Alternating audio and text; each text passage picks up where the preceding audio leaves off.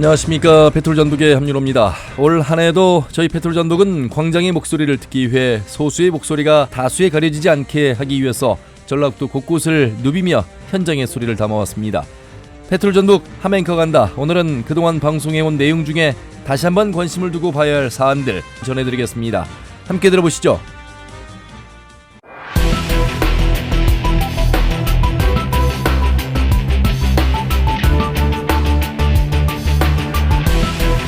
광장의 목소리를 듣습니다. 소수의 목소리가 다수에 가려지지 않게 현장으로 가겠습니다. 페트롤전북 함앵커가 간다.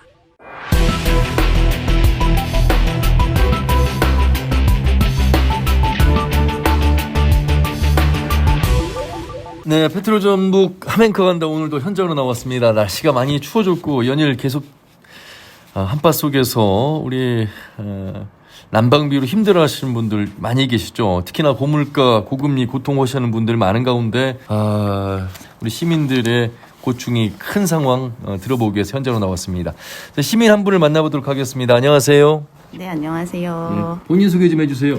네, 저는 7개월 된 딸을 키우고 있는 엄마고요. 네. 저희 남편과 딸 이렇게 셋이서 함께 생활하고 있는 전주 시민입니다. 예. 작년까지는 겨울에도 난방비 걱정을 크게 해본 적은 없는 것 같아요. 그때 올해는 12월에 받아든 고지서가 9만 원대였는데 1월에 저희 집으로 날라온 고지서가 21만 3천 원이 왔거든요. 그래서 받아들고는 정말 보일러를 틀 때마다 멈칫멈칫하게 되는 그런 걱정이 생겼습니다. 12월도 춥고 1월도 추운데 사실은 더 추워서 뭐 난방을 더 뗐다 이렇게 봐야 되는 것인지, 아니면 진짜 난방비가 올라서 이 차익이 큰 폭으로 이렇게 차이가 나는 것인지.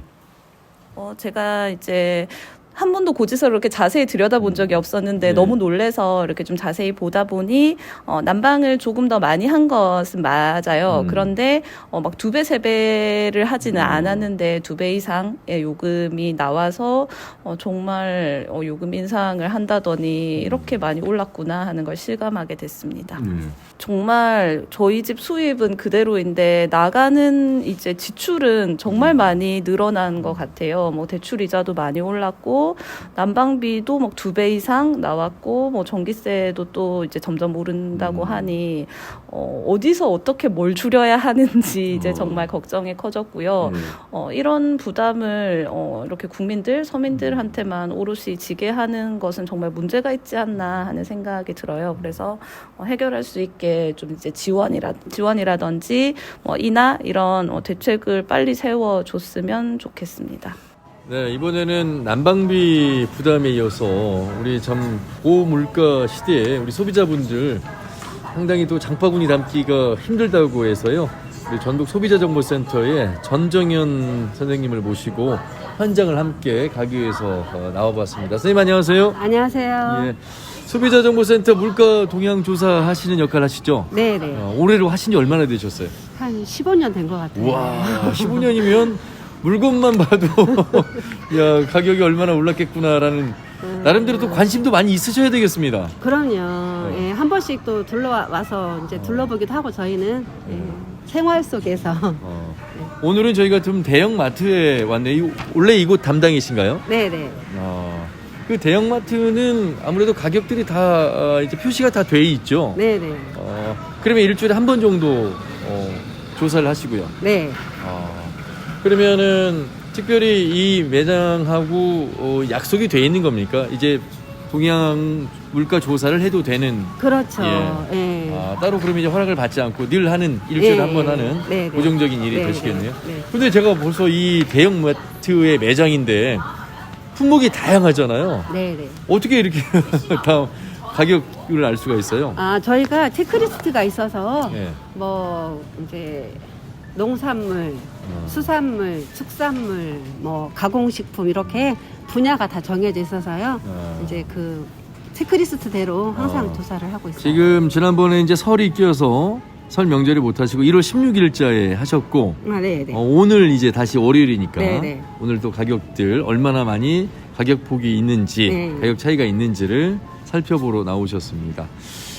종류가 굉장히 다양해서요. 쌀부터 시작해서 쌀도 뭐 찹쌀도 있고 참깨, 감자, 오이, 청양고추, 그리고 뭐 맛소금, 물티슈, 화장지, 치약, 없는 거 없이 정말 이 모든 것들을 다 지금 가격을 체크하셔야 되네요. 네, 맞아요. 우리 전 선생님도 소비자센터에서 조사를 하시는 일을 하고 있지만 소비자로서 또 물건 구매하시기도 하시잖아요. 그렇죠. 어떤 때 오면 좀 더 저렴하구나 이런 거 파악은 제일 먼저 하시겠습니다. 네, 근데 그거는 이제 저렴할 때는 저는 알 수가 없고요. 일단은 이제 마트에서 이렇게 가격은 정하는 거기 때문에 그렇죠. 거의 목요일 날 가격 조정을 한다고 알고 있어요. 그래서 이제 그때 이제 월요일 날 올 때마다의 그때그때 상품, 할인 상품은 또 다르게 이제 또 정해지는 것 같고. 물가가 많이 올랐다고 계속 뉴스에서 보도해드리고 있잖아요. 네. 우리 일단은 뭐 가공품이 먼저 많이 오른 것 같고요. 그리고 손님들도 많이 없어요. 경기가 좀 이렇게 얼어붙어 있는 것 같아요. 돈을 안 써요. 자, 이번에는 먼저 오은미 도의원을 만나보도록 하겠습니다. 의원님 안녕하세요. 네, 안녕하세요. 예. 네, 서민들의 고통이 진짜 곡소리가 지금 나고 있습니다. 그래서 그런데도 에너지 재벌들은 지금 거의 횡재를 해가지고 지금 거의 그 잔치를 벌이고 있는데요. 성과급 장치랑. 그래서 이렇게 두고 볼 수는 없다. 지금 에너지 빈곤층이 한 200만 명이 되는데 그 에너지 빈곤층을 넘어서 이제 온 국민이 지금 고통을 겪고 있는 이 마당에 지금 정치권의 목소리들은 그렇게 나오지 않은 것 같아요. 그래서 저희가 이 문제들을 적극적으로 해결해 보고자 대책을 요구하고자 하십니다. 뭐 일단 들어오는 수입은 고정적이고 오히려 더 이제 농민들 같은 경우 더 이제 줄어들고 그러는데 오히려 내야 될 뭐 세금이라든지 물가라든지 이런 게 폭등 앞에서 뭐 거의 이제 대책이 없는 거죠. 그런데 이 농사 짓는 시설의 이 난방은 이게 이제 거의 농작물이 죽느냐 사느냐잖아요. 여기에 들어가는 비용까지 포함한다면 농민들의 이 겨울나기는 더욱더 힘들 것 같아요. 그렇죠. 농사를 참 짓는다는 것이 더 지을수록 손해인 것이 이제 특히 겨울에는 더 그러거든요. 난방비가 더 오르게 되고 이러다 보니까 농민들이 농사를 지을 수 없고 그러다 보니까 이게 계속 이렇게 농산물이 오를 수밖에 없는 상황인데도 불구하고 농산물 가격은 거의 이제 제자리인 경우가 많죠. 예. 에너지 문제에 대해서 미리 이제 대비하고 그것을 구상하는 그런 연구들을 같이 머리맞다고 해야 되지 않을까 싶습니다. 말씀 잘 들었습니다. 고맙습니다. 광장의 목소리를 듣습니다. 소수의 목소리가 다수에 가려지지 않게 현장으로 가겠습니다. 페트롤 전북 함앵커가 간다. 네, 페트롤 전북 함앵커 간다. 오늘도 현장으로 나왔는데요. 오늘은 다른 곳이 아닌 이 학교 안에 이야기를 나누기 위해서 나왔습니다. 학교 현장에서 느끼는 교사들의 고충, 또 학생과 교사, 학부모가 함께 행복하기 위해서는 어떻게 하는지, 이게 가능한 것인지, 얼마나 힘들어하는지 오늘 말씀을 나눠보도록 하겠습니다. 네, 안녕하세요. 안녕하세요. 올해로 교사 경력이 몇 년째이신가요? 발령받고 지금 딱 5년 됐어요. 5년 차. 그런데 5년이 진짜 그냥 딱 5년처럼 느껴지세요? 아니면 뭐 5년이 힘든 시간이었다, 긴 시간이었다 이렇게 생각하세요? 제가 발령받고 1년 차 때 교권 침해를 경험했어요. 사건을. 그래서 저 같은 경우는 이제 그때 경험을 통해서 논문을 써서 이제 학회에 투고하고 등재지도 지금 됐거든요. 그래서 생각해보면, 다른 분들은 한 10년 차쯤에 겪을 일을 제가 너무 빨리 겪지 않았나. 그래서 좀 더 많은 생각을 할 수 있는 기회가 되지 않았나 싶은 생각이 듭니다. 일단 제가 경험했던 교권 침해 같은 경우는, 이제 학교에 딱 발령을 받아서 갔는데, 이제 ADHD나 이런 주의력 집중이 조금 어려운 친구들이 있었어요. 근데 이제 수업 시간에 그 친구들이 돌발적인 행동을 하면 이제 일단 다치면 안 되니 어떤 신체적이든 제지가 필요한 상황들이 있는데 제가 딱 발령받고 한 일주일 만에 그 친구들을 잡다가 침을 딱 맞았어요. 그러니까 이제 분에 못 이겨서 아이들이 침 딱 뱉어버리고 이러기도 해요. 근데 그거는 그럴 수 있는 일이라는 생각은 들거든요. 왜냐하면 그 아이가 뭐 나쁘거나 이래서가 아니고 정말 그 순간에 제어가 안 돼서 어쩔 수 없는 아이들이 있거든요. 근데 이제 그거를 시작으로 이제 지금 현재 가장 큰 문제가 뭐냐면 교사들이 교육 현장에서 수업을 하거나 교육 활동을 하는 것 자체가 불가능한 경우들이 많다라는 게 가장 큰 문제인데요. 예를 들면 교실에서 아이들끼리 이제 싸움이 일어났거나 뭐 한 아이가 다른 아이를 때린다라고 했을 때 이때 교사들이 정말 큰 딜레마에 빠지는 이유가 이 아동학대법이라는 게 굉장히 촘촘하게 지금 구성이 되어 있어서요.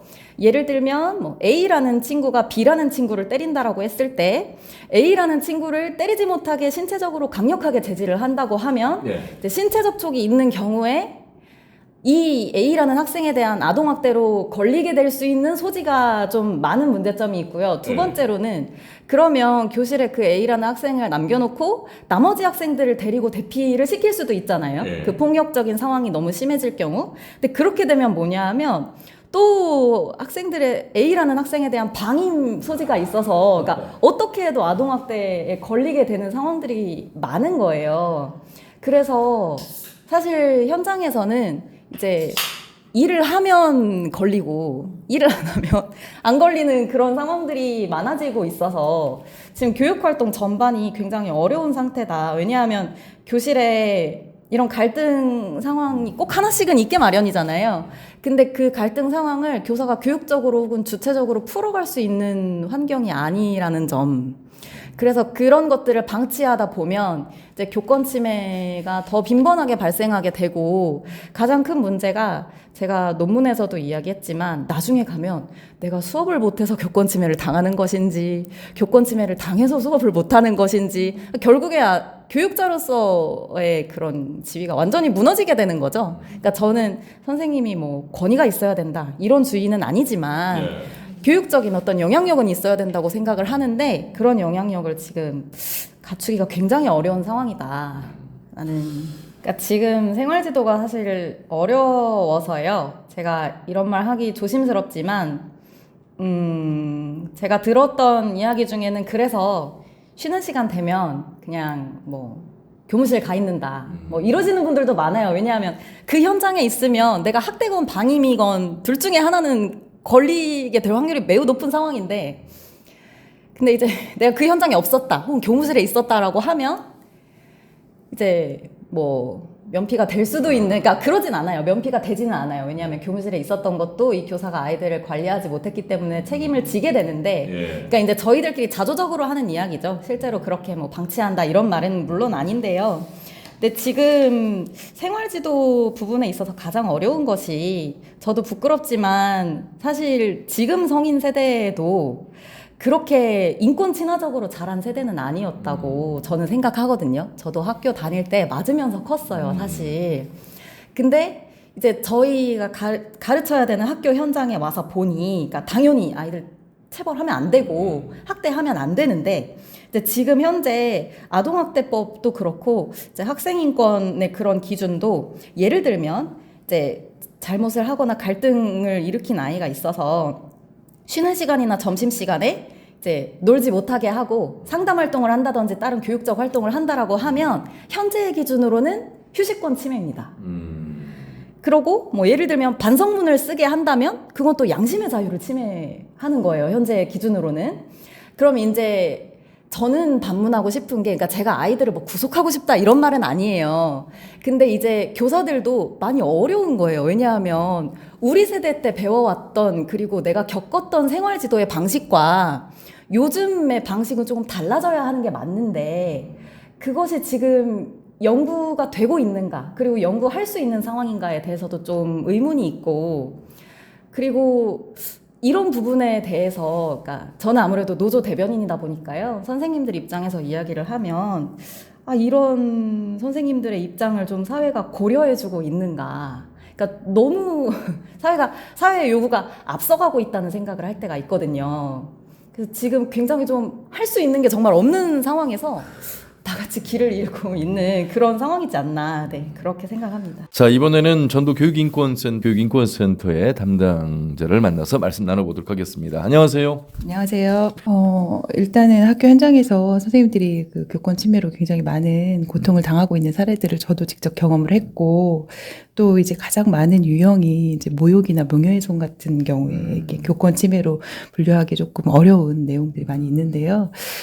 일단은 선생님들이 많이 참고 견디는 경우가 많죠. 그걸 다 뭐 사안으로 처리하거나 교권보호위원회를 열지는 않습니다. 뭐 예를 들면 수업 중에 뭐 수업을 방해한다던가 아니면 욕설을 한다던가 뭐 아니면은 선생님의 어떤 외모나 신체를 비하한다든가 비방한다던가 요즘엔 또 온라인으로 이런 글들을 많이 올리기도 하고 뭐 하여튼 이런 심각한 사안이 아니더라도 굉장히 이제 작게 사소하게 일어나는 일들이 많이 존재합니다.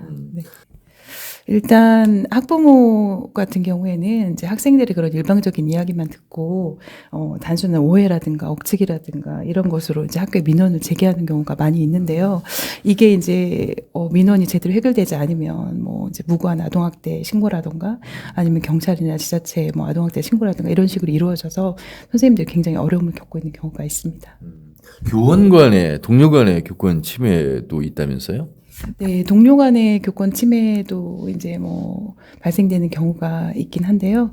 뭐 학생에 대한 그런 침해보다는 좀 적은 편이고, 이제 뭐 예를 들면 관리자에 의한 그런 뭐 이제 그런 교육활동 부당 간섭이라든가 이런 것들이 보고되고 있습니다.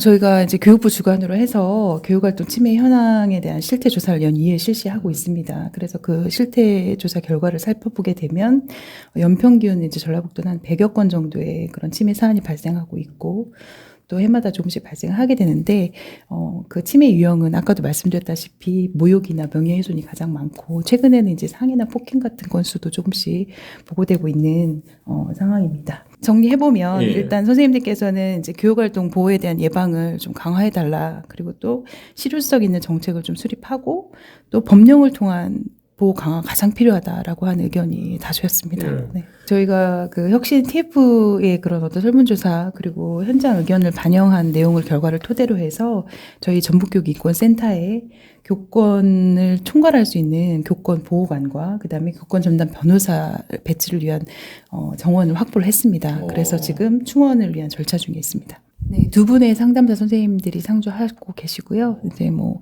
계속해서 이제 사안에 대한 그런 상담도 해드리고 상담 전문기관을 저희가 전라북도 교육청에서 MOU를 맺어서 50여 개의 전문기관을 연계하고 있어요. 그래서 그런 기관을 안내해드리기도 하고 뭐 다양하게 지원을 해드리고 있습니다.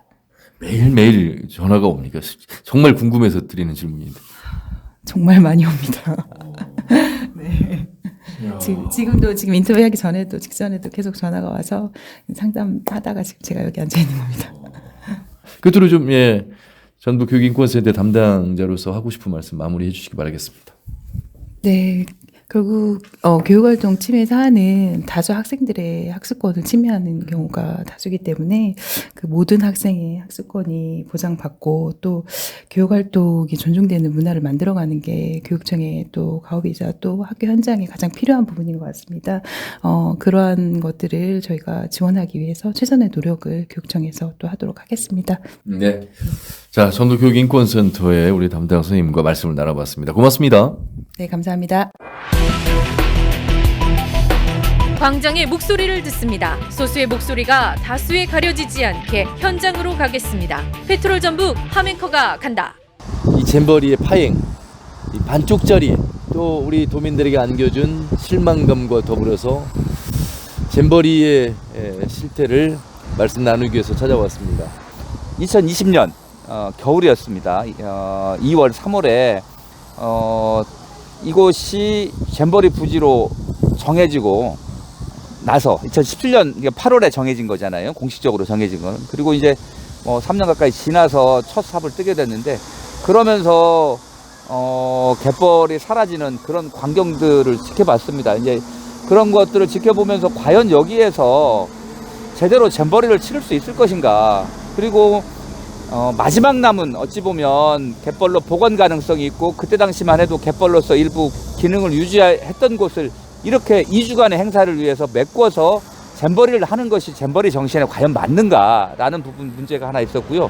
두 번째는 설령 메꾼다 하더라도 여기가 바다 준설토를 터서 퍼 올려서 깔아낸 거잖아요. 그리고 이게 시간이 지나야 좀 땅이 다져지잖아요. 비 온 뒤에 땅이 굳는다라고 하는 것처럼. 근데 기간이 너무 짧기 때문에 자연적으로 집안이 안정화될 그 기간이 안 됐다라는 거죠. 그 다음에 여기가 이제 원래는 관광 레저 용지였는데 농업 용지로 임시 사용 허가를 새만금위원회가 해준 거잖아요.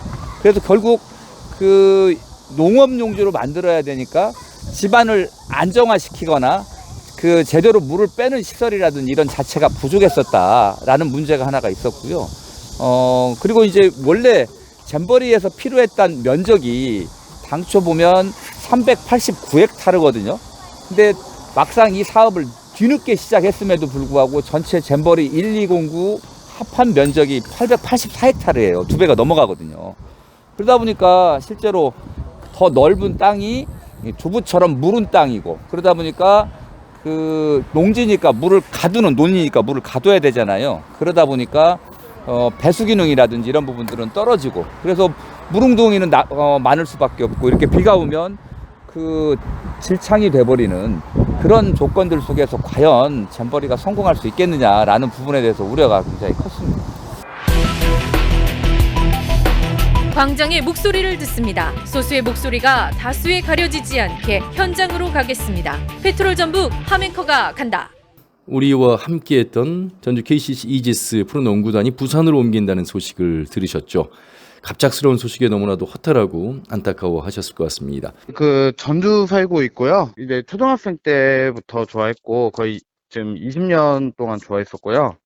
계속 이제 그 농구 서포터즈 활동도 꾸준히 겨울 때마다 꾸준히 해왔습니다. 사실 아무래도 이게 좀 갑작스러운 그런 일이었고, 지금 원래는 뭐 전주시에서 뭐 농구장을 지어준다 이랬다가 지금 뭐 그 소식이 계속 없고, 그래서 이 부분에 대해서는 저는 뭐 KCC가 결국 연고 이전을 하는 쪽도 이해가 가고, 결국에는 전주시에서도 그 몇 년 전부터 그렇게 약속을 해왔던 거 어긴 거라 다름이 없기 때문에 좀 많이 속상하지만 한편은 이해도 가고 그러고 있습니다. 전주시에서도 조금 이제 뭐 KCC에 조금 많이 소홀한 느낌도 없지 않나, 그런 느낌도 많이 들었고요. 결국에는 몇 년간 지켜지지 않았던 약속이었기 때문에 그렇게 옮기게 된 거라고 저는 생각이 들어요. 전주 KCC라 뭐 전북현대 축구단이라 그런 스포츠 팀이 있음으로써 이제 그 지역 주민들이 취미생활을 그렇게 즐길 수도 있고, 그 다음에 전라북도 같은 경우는 다른 그런 홍보도 많지만 아무래도 예전부터는 이제 전주 KCC랑 지금 이제 전북현대 축구단 이 두 스포츠 구단을 통해서 더 홍보했던 효과가 더 있었다고도 생각이 들기 때문에 그 이런 지역에 그런 스포츠단이 있는 게 저는 더 좋았다고 생각이 들었어요. 이번에는 전주시청으로 발길을 옮겼습니다. 먼저 이번 KCC 농구단 연구 이전 결정에 대해서 시민들과 농구 팬들에게 죄송하다는 말씀을 드리면서 KCC 연구지 이전 결정에 대해서는 좀 깊은 유감을 표시합니다. 2016년도 KCC 연고지 이전설 이후에 전주시와 KCC는 실내 체육관 신축을 약속하고 이를 이행해 오고 있었습니다. 당초에서 약속했던 2023년도 준공은 토지 매입이나 투자 심사 등 행정 절차 이행, 그리고 실내 체육관 설계 과정에서 KCC와 협의 과정에서 늦어진 것도 사실입니다. 실내 체육관 준공이 약속 기한보다 늦어지긴 했지만 실내 체육관 설계 과정과 보조 경기장 건설 등에 따른 사업비 증액, 그리고 행정 절차가 추가되어 사업 기간이 연장되었다는 사실들을 KCC와 공유하고 있었고, 사안이 있을 때마다 만나서 논의를 해왔습니다. 따라서 KCC 측도 준공이 늦어진다는 사실을 충분히 알고 있었다고 봅니다. KCC 연고지 이전에 관해서는 예상하지 못했었고요. 전면에서는 실내체육관 신축과 관련해서 협의를 계속하면서도 이면에서 연고지 이전을 추진하고 있었다는데 약간 배신감을 좀 느낄 정도입니다.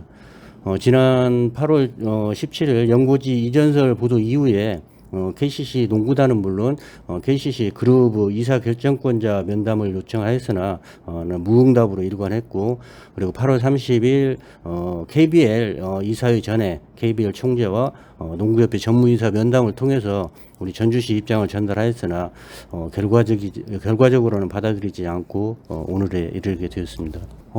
소통에 대해서는 기준이 차이가 좀 있을 거라고 봅니다. 그러니까 이전 이야기가 나온 것은 언제 아셨어요? 시에서는? 이번 2016년도에 한번 이전한다고 해서 그때 이제 체육관 하기로 했었고, 그러니까 최근에는 저희들이 8월 17일 날 언론 보도를 통해서 알았습니다. 그러면은 해당 담당 국장님이신데 행정에 대해서 우리는 이전하겠습니다. 이런 조건이 맞지 않으니 우리는 더 이상 기다릴 수 없습니다. 이전하겠습니다. 이런 이야기도 없이 그런 협상 과정은 전혀 없었고요. 저희들 입장에서는 작년 9월달에 체육관 신축과 관련해서 설계 변경이라든가 신축 관련해서 의사를 충분히 나눴습니다. 작년 그게 최종적으로 신축 관련 의사를 나눈 게 작년 9월이었거든요. 그렇기 때문에 이런 상황은 전혀 예측하지 못한 상황입니다. 작년 9월에 나온 이야기는 2023년은 우리가 준공을 못합니다. 우리는 2026년까지는 마무리 짓습니다. 그러니까 좀 기다려 주십시오. 이런 입장을 전달했고, 그랬고 그쪽에서는 보조 경기장을 같이 했으면 쓰겠다 했는데 저희들은 아까 말씀드렸다시피 보조 경기장을 신축할 경우는 추가적인 행정 절차가 있습니다. 그렇기 때문에 더 늦어지니까 보조 경기장 건축 기간은 짧으니까 본 경기장 먼저 신축을 하고 보조 경기장을 준공을 같이 하자라는 얘기를 작년 9월달에 나눴었던 겁니다. 그렇기 때문에 저희들은 신축을 계속 추진하고 있었고요. 그리고 이에 따라서 올해 8월달에 조달청에 설계 발주까지 의뢰한 상태입니다. 그러면 전주시의 의지가 없었다 이렇게 말할 수는 없겠습니다. 왜냐하면 늦어진 건 어쨌든 사실이긴 하나 그 의지에 대해서는 계속해서 KCC의 입장을 좀 전달해 왔고, 근데 왜 KCC는 못 기다린 것일까요? 왜 부산으로 결정을 했을까요? 왜냐하면 22년 동안 우리 전주시 팬들, 전라북도 또 멀리는 광주, 전남에서 충남에서도 이 KCC 경기를 보러 온 굉장히 이제 명문 구단 아니겠습니까? 왜 못 기다렸을까? 왜 부산을 선택했을까? 이런 의구심이 듭니다.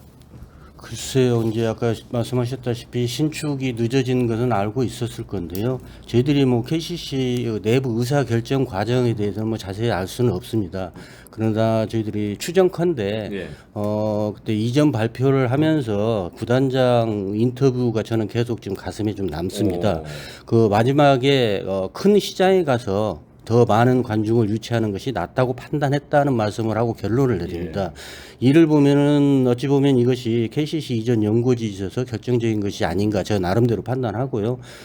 경제 논리에 따라서 팬들의 응원을 저버리지 않았나 하는 저 개인적인 생각입니다. 광장의 목소리를 듣습니다. 소수의 목소리가 다수에 가려지지 않게 현장으로 가겠습니다. 페트롤 전북 함앵커가 간다.